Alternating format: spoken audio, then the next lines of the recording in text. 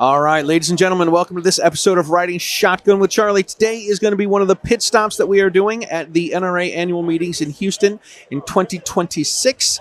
And we want to thank the NRA for having the Voices of the Second Amendment Media Row. There's a lot of great podcasters and YouTubers and content creators down here, and we're all cranking out stuff for 3 days at the NRA Annual Meetings in Houston. And I am honored to have with me a couple gentlemen. I have I'm gonna butcher. I can't remember your last name. We got Jeff and Matt that are both from the Appleseed Project. And tell us about the Appleseed Project. Well, first of all, tell us your name. Give us your name or your last name, and then tell us about the Appleseed Project. Let's talk about this. Yeah, I'm Jeff Yeager. I go by Cleveland on the Project Appleseed Forum. And how do you go by Cleveland? Is that where you're from? Yeah, I live in Cleveland, Tennessee. Cleveland, Tennessee. Yes. Where's Cleveland, Tennessee? Near Chattanooga. Near Chattanooga. All right. So at the southeast corner? Yeah, southeast corner. Yeah. Nice. So the listeners, they can look up Benjamin Cleveland on their favorite search engine and get the story behind that gentleman and get a little history background for him. All right. So anyway, keep going. And I'm also the national coordinator for Project Appleseed. And I've got my deputy coordinator here with me. Yep, my name's Matt Kennerson, and I got real creative on the forum for my name. It's Matt NH because I'm out of New Hampshire. You're out of New Hampshire. Absolutely. Yes. So, New Boston, New Hampshire, and just like old but new. Real small town, but we love it there. So, that's awesome. Yeah. Truth be told, I actually have taken I've done 3 Appleseeds. I think 2 of them were with you. Yep, we were down in Mansfield, Mass. Yes, yep. It might have been all 3. Okay. So I'm the guy that always fights with the rifle, right? And I talked with someone else about this one time. I like to say that the MPOA is a bunch of crap. So you guys can tell me I'm wrong and tell me I'm doing it wrong, and that's totally fine. The first year I did the qualification, we have marksman, sharpshooter, and rifleman, and I qualified as an Englishman. There you go. It was bad, and I told everyone, I said, listen, if I was around on April 19th, 1775, we'd all be driving on the left-hand side of the road, drinking warm beer, and have bad teeth. It's because I would have completely failed as my duties as a new American back in the 1700s. Nice. But that's the thing about that's what we teach though, right? And I'm sure the second time you improved. Right. The second time I did. The gun I was using was I was using a 1522. Yep. No, I was using a 1522. Right. And then the third time I ended up using a 1022. Okay. Nice. And I still I'm still fighting with the whole rifle. So did you dry fire anything between events to improve your score? Or? I'm sorry, we have a bad connection there. Dry fire? Did I dry fire? Yeah, I dry fired my handgun, which really didn't help. It's mostly getting in the positions. It is. And that was the hardest part, and staying in the same position, because I noticed with the 1522, my hand would be in one area, like my forehand hand would be one area, and then it would be back, and it's never in the same place. So I think I started this. I think the second time I added some sort of a grip so my hand would be in the same place all the time, and then it still didn't help. And I'm like, you know what? I'm going to use a 1022, and the 1022 was much more comfortable to use, but I still didn't. I didn't get a pass. Well, so now you got to come back because it's all about improvement, right? That's the thing. You want to get better each time. It's not a competition against everyone else on the line. It's a competition with yourself to get better and perform better and make those hits on paper. It's just to not be embarrassed. It's really what there were a couple strings where I would do really well, and then the next one would be like, holy moly, what am I aiming towards? Right. At least if you come back to another one, at least for the couple weeks before, just practice getting into the positions. I call it rifleman yoga. We're not used to getting down in the prone position and using the loop sling. So practice those techniques a week or two before, and then, that'll help a lot. I went and bought a 1022 synthetic stock, and I got 2 of the USGI slings, and I used to keep it next to the couch in the living room so I could pick it up and sling my arm around, because that was the thing that I wasn't comfortable doing. Yeah. Oh wow. Yeah. That's what we teach. That's one of our fundamental things. The use of that GI sling as a shooting aid. It's not just that strap to carry that rifle to your tree stand, right? Right. It is a very effective, simple but effective shooting support aid, and it really improves that marksmanship. If you can get in that repeatable position, those steady hold factors, concentrate on your natural point of aim, this following through those 6 steps of firing the shot, you're gonna be hitting where you're aiming. All right. Well, I know there's one this weekend. Right. There's 47 this 47. weekend. Yeah, Jeez. across the country. That's There's awesome. 47 events across the country this weekend. Yeah, I talked to one of the guys, and he's like, "There's an Appleseed this weekend." I'm like, "I'm in Houston, I can't go." Yeah. Otherwise, I would have signed up. Yep. Anyway, so give us some history on the Appleseed project and how it came about and what the goal is and all of. To me, what I really enjoyed was going back and hearing the stories about everything that led up to the Revolutionary War. Right. So we've been around for 20 years, 21 actually, and our goal is to reignite Americans of the history and heritage that they have, and that of rifle marksmanship. Rifle marksmanship is what developed our nation, and we want to reconnect Americans with their heritage, which is rifle marksmanship. So that's our goal. Mm-hmm. We've recently branched off into pistol. We're revamping our pistol program right now, and hopefully later this summer, maybe July, we're going to roll out a new pistol seed program where people that don't like getting down in prone position and working on their NPOA like you can then get their pistol out and do shoot that. So it's going to be really exciting. It's a really good program. Then of course we have our known distance events where we shoot out to 400 yards. So it's a lot of fun. Wild. And if you really like a challenge, we have rimfire known distance where you can shoot your 22 rimfire either at 100 or out to 100 or 200 yards depending on the range availability. So wow, that's probably the hardest course of fire we've got is trying to shoot a 22 at 200 yards. Yeah, no kidding. So no kidding. That is really cool. How long have you been involved in it? I've been involved in Appleseed about 15 years. Was when I first started as a shooter, and then became an instructor. And it's one of these things where whoever's around the longest, kind of works their way to the top. Works their way to the top. So it's by default kind of, but really enjoyed it. It's a great program. My wife's an instructor also, and oh, cool. So it's something that we've put a lot of time and energy into personally. That is awesome. Yeah. There's a lot to becoming one of the volunteers. Yes. Like you got to work, like you said, you work your way up, but you start off being a blue hat, right? Or orange hat. Orange hat. If you've shot a rifleman score, you can take an orange hat. If you've not shot a rifleman score, you can take a blue hat and be a volunteer. And we love to have volunteers. Then you work through some training. We have what we call instructor boot camps throughout the year where we actually teach people how to become a better instructor. Mm-hmm. Boot camp, don't let that term scare you. It's very gentlemanly and laid back. You're not yelling. Yeah, we're not yelling, not doing push-ups. Right. Not making you get down there in the mat for hours. Right, you're mopping up in the rain. Yeah, exactly. So, we have that for professional development for instructors, and we have online, we have what we call Appleseed Academy, where we have instructors demonstrate what the blocks instruction should look like so people can use that to help refine their blocks for instructors. So we really pride ourselves in having really good instructors and having really good coaching on the line. It's a little rigorous to become an instructor. It is, but it's once you've shot that rifleman score, you've attended events as a student, and every one of us in Appleseed who's an instructor started as a student on the line, and we learned how to shoot, and we shot that score. And we liked it. We wanted to help move this mission forward and contribute and get more people involved. And so you volunteer as an instructor. You know what you're doing. You know how to shoot. Now you need to learn how to present that information effectively with simplicity and precision to new students, and hopefully to get them involved in this program as well. So we do have those process checks, which it's a little bit of a written component. It's a practical component. And as you progress through there, we're just polishing your instruction techniques because you know the material. You've done it. You proved that you can do it. And then you can decide you can get that red hat and be a full instructor. And then if you really like paperwork, you can sign up and become a shoot boss and run the events. If you really like paperwork. Yeah. There's a lot to it. Yeah. Like being the shoot boss, you've got to have all the targets and the patches and make sure you got enough people on the staff to run the line and score and everything. It's about the communication with the students, getting them ahead, how to prepare for the event, what they should bring, and then coordinating with the instructors, assigning what instructors are going to be doing which block of material, looking at your instructors in training, seeing what blocks they need to check off on and get signed off on. And it's just that coordination of it.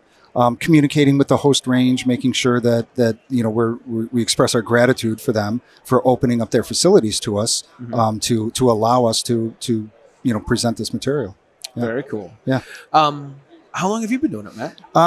Not quite as long as Jeff. About 10 years as an instructor. I attended an Appleseed as a student with a couple of my kids, and then enjoyed it. Really liked it, and pursued that instructor path. And so I've been pretty much an active instructor for about 10 years. That's cool. Do you guys do instructing like NRA certified USCCA stuff? Anything like that? No, we've just got our own path, our own program, and it's a little daunting when you see how much is involved to become an instructor. But we do it very crawl, walk, run kind of methodology. We take it, just give you what you need to know when you need to know it, and walk you through it. So it's actually quite easy once you get in there.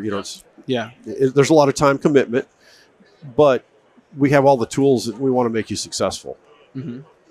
Yeah, it's the first year I did it was in April. Mm-hmm. So I got the Patriots patch. Yep. But I haven't earned anything else since then. So, Okay. and I went and bought targets to practice with, and I printed targets out. I bought some targets. I bought the Paul Revere book. Yeah, like right. I'm trying to do all this stuff. I'm trying to be a good student. Well, that Paul Revere book, that's where our history comes from. I mean, that's an important part of our events of sharing those stories of what the choices that those people made on April 19th on Lexington Green and at the North Bridge at Concord, and the aftermath of that.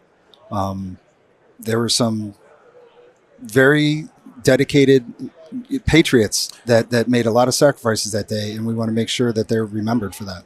Absolutely. The one of the things that I really enjoyed was hearing all of these stories. Right. And it's not just going out and shooting and getting my fat self down on the ground to and then getting back up is always the hard part. But there's a lot of the stories and a lot of the history and all that sort of stuff, which was really, really cool. Right. We use the marksmanship as the hook to get people to come in to hear the history. And, as you kind of alluded, after you get down in the prone position long enough, you're glad to hear a history story and eat a snack and drink some water. And right. So we're trying to reignite the passion in Americans that our founders had. This is April. It's our Patriots Day month. April 19th is Patriots Day, Paul Revere's ride. And so we do special targets often, special T-shirts and patches throughout the month of April at our events. So it's a really big deal for us this month. And I kind of miss not being out on the line with my friends shooting right now. But, coming to NRA, we could reach a lot of people and help spread the message that way. Yeah. So the patches, I think the second year, you had like an array of patches. Like there were choices. Right.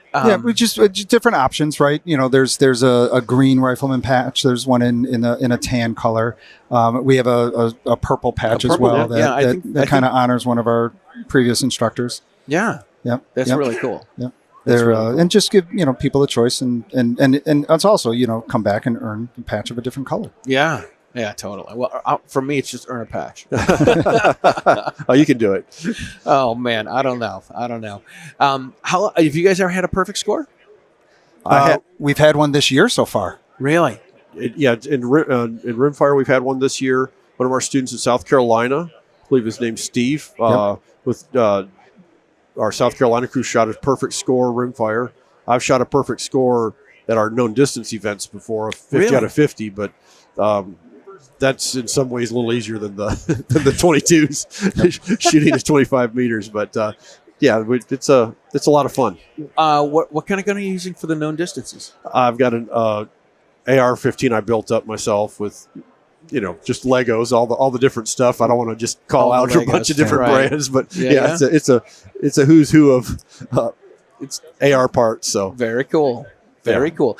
One of the things I tried to do, speaking of ARs, is when I did it with the 1522, is I tried to use the 30-round magazine, 30-round magazine size, because I'm in occupied territory. Right. But I tried to use that as a little monopod kind of a thing, and that really didn't work out either. No, it really didn't. It's better to get that elbow under the rifle and get that sling nice and slug around your wrist and high up on your arm. It's the first year I did it is I had a sling. It was a crap sling. It was something I got to like put on a shotgun to carry when I was in the woods hunting or something. Right. And I'm like, this is all I got. This is what I'm going to have to use. And it was horrible. I think I shot better without the sling than with the sling. And then the next year I ended up having another sling And I fought with that one too. And then I'm like, the third year, I'm like, I'm just buying a couple of these, and this is just going to be it. It'll be fine. I'm going to work it out, and I didn't work it out. They're what, cheap, like what, 20, 25 bucks? Exactly. Yeah, it's not a lot of money. Not a big investment. In a lot of our events, if you reach out to the shoot boss before, they'll have a 10-22 or a Tippmann or whatever rifle they've got, set up for that you can borrow, or a loaner rifle, and that helps a lot of people. And usually they'll come with the USGI slings. So if you don't own a rifle, or you want to bring your kid, you don't own 2 rifles, reach out to the shoot boss, and a lot of times we can loan you a rifle. Set somebody else. Set somebody up. Is it best to use the 10-22 to do it first? We're equipment agnostic. We will bring what you've got, right, and we will make it work with you.